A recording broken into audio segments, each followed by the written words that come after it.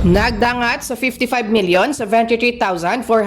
pesos and 56 centavos ang balor sa iligal nga droga nga nakumpiskar sa nagkalain-lain nga operasyon sa mga kapulisan sa Western Visayas sa sulod sang 4 ka bulan subong nga tuig. Suno kay Police Brigadier General Rolando Miranda, Regional Director sa Police Regional Office 6, ang mga iligal nga droga ang gikan sa 662 police operations nga ginpatigayon sa nagkalain-lain nga units sa rehiyon. Sa datos nga ginpagawa sa PRO 6, 280 ka mga operasyon ang ginpatigayon sa Negros Occidental, 219 sa syudad sang Bacolod, 56 sa probinsya sang Iloilo, 52 sa syudad sang Iloilo, 32 sa probinsya sang Capiz, 14 sa probinsya sang Aklan, 6 sa probinsya sang Guimaras, kag 3 naman sa probinsya sang Antique. Ang nasambit nga operasyon ang gintunaan sa pag-aresto sa 841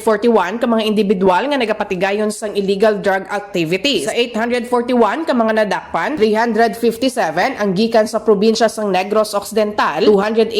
sa syudad sang Bacolod, 66 sa probinsya sang Iloilo, 63 sa syudad sang Iloilo, 47 sa probinsya sang Capiz, 15 sa probinsya sang Aklan, 6 sa probinsya sang Guimaras, kag 3 naman sa probinsya sang Antique. Samtang humalin sang bulan sang Enero tubtub sa bulan sang Abril sa sininga tuig, 7752.367 grams ang shabu ang nakumpiskar sa bugos nga rehiyon. Nagapanguna naman sa may pinakamadamo nga nakumpiskar sang iligal nga droga ang probinsya sang Negros Occidental nga may 3071.659 grams, kag ginasunda naman sang Bacolod City nga may 2214.259 grams, samtang 1624.969 grams naman sang illegal nga droga ang nakumpiskar sa probinsya sang Iloilo, 502.561 grams naman sa syudad sang Iloilo, samtang 324.89 grams naman ang nakumpiskar sa probinsya sang Capiz, 5.910 grams naman sa probinsya sang Guimaras, 4.500 naman sa probinsya sang Antique, kag 3.7 grams naman sa probinsya sang Aklan. May ibaluan nga nagapanguna ang probinsya sang Negros Occidental sa may pinakamadamo nga nakumpiskar nga illegal nga droga, samtang ang probinsya sang Iloilo naman ang nagapanguna sa may pinakamadamo nga nakumpiskar sa marijuana. Sa dugang nga datos nga ginpagawa sang PRO 6, 1,402.3 grams nga marijuana ang nakumpiskar sa probinsya sang Iloilo, 1,221 grams naman sa probinsya sang Negros Occidental, 27.8 grams naman sa probinsya sang Aklan, 25 grams sa syudad sang Bacolod, samtang wala naman sa may na-recover nga marijuana sa probinsya sang Antique, Capiz, Guimaras, kag syudad sang Iloilo. Samtang base sa standard drug value, 21,170,383 pesos naman ang balor sa mga illegal nga droga ang nakumpiskar sa probinsya sang Negros Occidental, 15,036,288 sa syudad sang Bacolod, 13,056,759 and 56 centavos sa probinsya sang Iloilo, 3,497,760 and 80 centavos sa syudad sang Iloilo, 2,217,293 pesos naman sa probinsya sang Capiz, 28,920 pesos naman sa probinsya sang Aklan, 45,500 pesos naman sa probinsya sang Guimaras, at 20,500 pesos naman sa probinsya sang Antique.